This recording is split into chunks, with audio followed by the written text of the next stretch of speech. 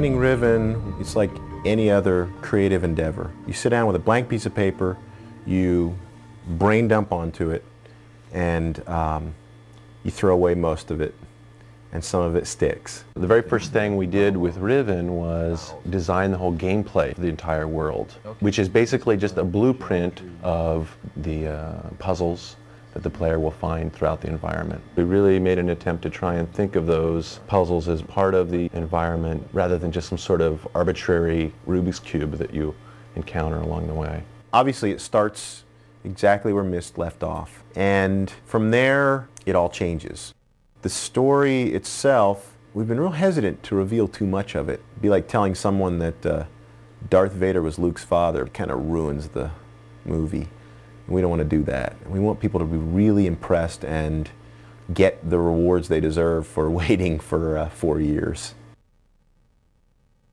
So here we have this real world, and that meant metal needed to be rusted in just the way it would be in the real world. If there were grease marks coming out of the back of one of the transportation devices, then they should be there. Where gases were vented, it should cause corrosion. And I think there was an inordinate amount of work that went into watching those details and make sure they fit in well with how things worked. The mag car in the outline form of the game was just a footbridge, but when we got to actually solving that problem for real, we asked ourselves, how do we get people from A to B in the most interesting way possible?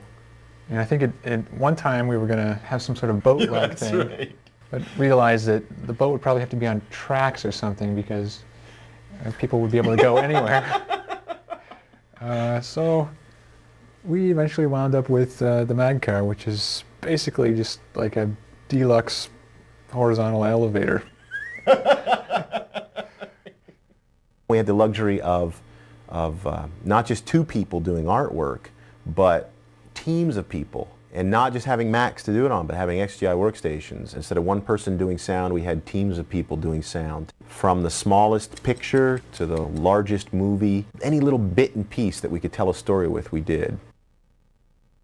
We've spent 4 years working on this thing. Putting this all together was a monumental task. Almost 5,000 pictures and 3 hours of QuickTime, hour and whatever of music and sound, and astronomical amount of data. Keeping track of it and putting it together was unbelievable. We stacked up 9 gig drives like I think people stack up floppy drives.